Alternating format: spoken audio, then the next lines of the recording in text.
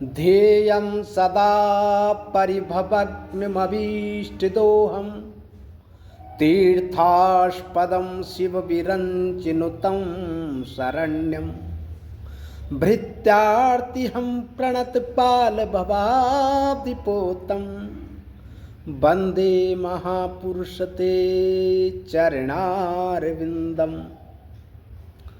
आजकल एक वीडियो बहुत वायरल हो रही है और जगह जगह यूट्यूब फेसबुक पर वो देखी जा रही है कि किस प्रकार से एक वक्ता गद्दी के ऊपर ठुमके लगा रहा और नृत्यांगना की तरह और नाटककर्ता की तरह जो है अभिनय कर रहा है। श्रोता को पहले समझ लेना चाहिए कि हम किस वक्ता को बुला रहे हैं, ये वक्ता इस लायक है कि नहीं है। हम लोग क्या करते हैं कि लोगों की चकाचौंध को देख करके और लोगों की बातों को सुन करके अच्छा वक्ता है और उसी पे जो है प्रसिद्ध है, उन्होंने भी उसको बुलाया, इस ढंग से जो है वक्ताओं का चयन करते हैं। अपने मत को नहीं देखते हैं, अपनी बुद्धि को नहीं लगाते हैं कि जिस वक्ता से हम कथा सुन रहे हैं वो वक्ता उस लायक है कि नहीं है, वो अधिकारी है कि नहीं है, वो कुछ दृष्टांत को देने वाला है कि नहीं है। जो अगर वक्ता दृष्टांत कुशल न हो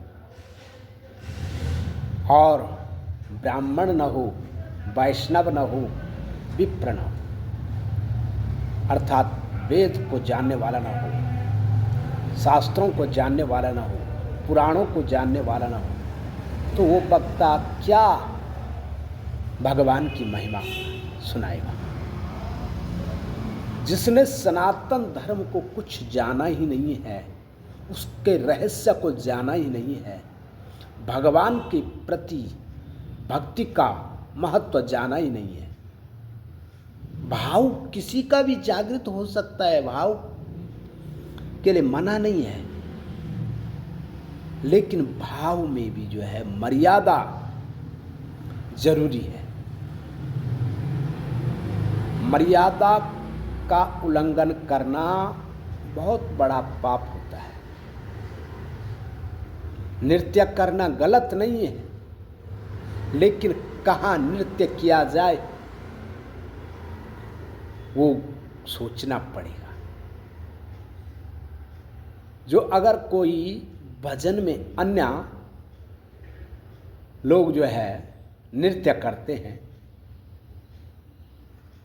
तो वो भाव प्रधान माना जाए कि उसका भाव बन रहा है, वो नाच रहा है भजन में, चलता है, क्योंकि उसने तो भगवान की भक्ति की है और भगवान के प्रेम में नाचा है। लेकिन जो वक्ता है वो तो बंधन में है, वो एक टारगेट पे है,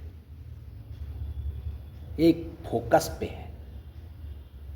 दुनिया वक्ता को देख करके शिक्षा लेती है, वक्ता की बात को सुन करके जो है शिक्षा प्राप्त करती है, और वही शिक्षा देने वाला अपराध करे, गलती करे, जानकार न हो तो क्या शिक्षा देगा। क्योंकि जो है स्वयं गोस्वामी तुलसीदास जी अपने लिए उदाहरण दे रहे हैं कि मैं इतना प्रखर नहीं हूं, जानकार होते हुए भी संदेह रख रहे हैं कि किस प्रकार से जो है वक्ता और श्रोताओं को होना चाहिए। वक्ता भी जानकार हो और श्रोता भी जानकार हो, ज्ञान की निधि हो दोनों, तब जाके कथा सुनने और कहने में आनंद आता है। क्योंकि जो है श्रोता के मन में श्रद्धा नहीं है, विश्वास नहीं है, ज्ञान नहीं है, तो इनमें से कुछ नहीं है जो, तो कथा कहनी बेकार है। क्योंकि जो है श्रोता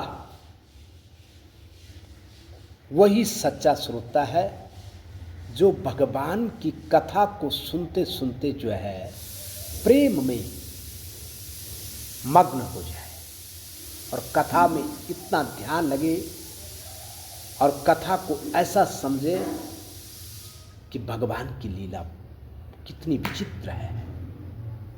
अति विचित्र रघुपति चरित जानई परम सुजान, जे मति मूढ़ विमोह बस हृदय धरयु कछु आन। भगवान की कथा विचित्र है और इतनी विचित्र है कि उसको जो है कौन जानता। अति विचित्र रघुपति चरित जानई परम सुजान, जो सुजान लोग हैं, जो जानकार लोग हैं, जो ज्ञानी लोग हैं, जो भक्त शिरोमणि हैं, वही जानते हैं और कोई नहीं जानता। जानई परम सुजान। और जे मति मूढ़ विमोह बस, और जिनकी बुद्धि मूढ़ है, मूर्खता से भरी हुई बुद्धि है, मूर्ख है, वो क्या जाने, वो तो अलग ही अर्थ लगा देता है। कथाओं में जो है जो चरित्र भगवान के हैं उन पे भी जो है मूर्ख लोग जो है अलग ही व्याख्या कर देते हैं।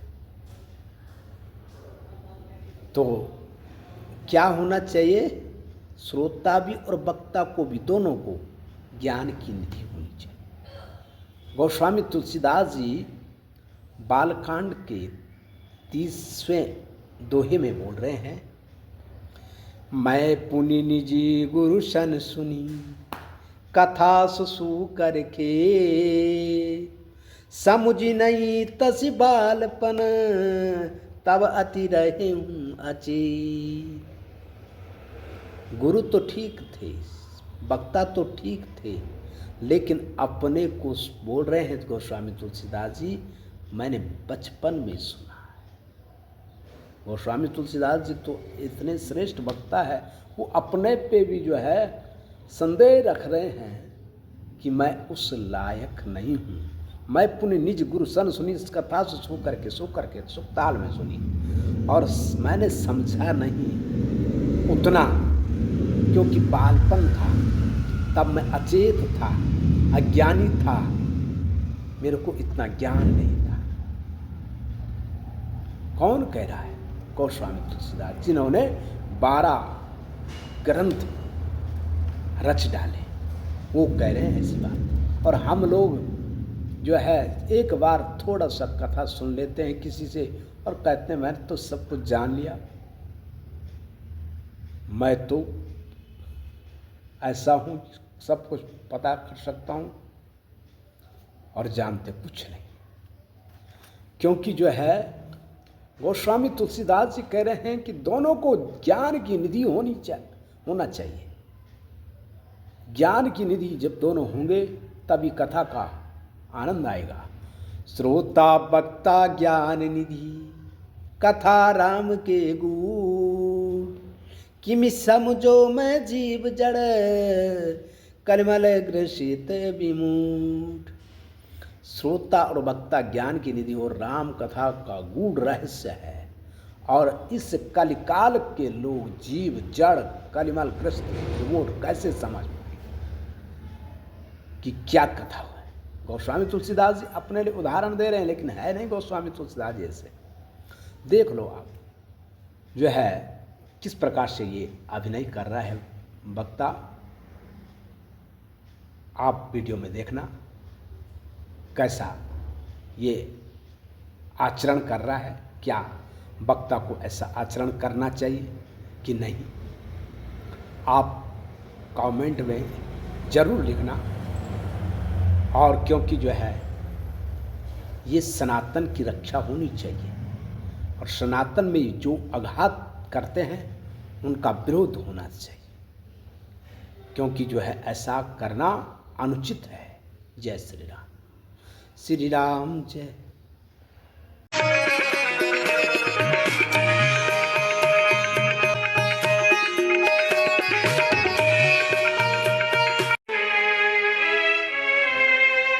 हरी मैया कन्हैया की शरारत क्या कहूँ नटखट की, मटकिया ओढ़ दी मेरी, मटकिया ओढ़ दी मेरी। आपने देख लिया कैसा ये